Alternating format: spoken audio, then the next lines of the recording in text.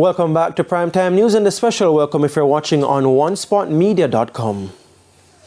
We begin this evening with news from St. Elizabeth, where 4 people were shot, 2 fatally, at a bar in Santa Cruz Friday evening.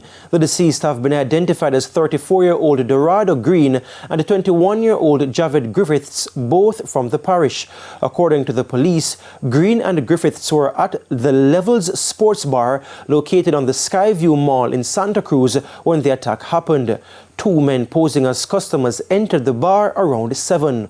One of the men ordered cigarettes. He was being served by 21-year-old Griffiths. The man then pulled a firearm from his waist and opened gunfire, hitting Griffiths, Green, and 2 other men, including the bar owner.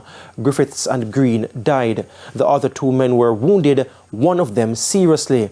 TVJ News understands that the shooting might have stemmed from a dispute in 2022.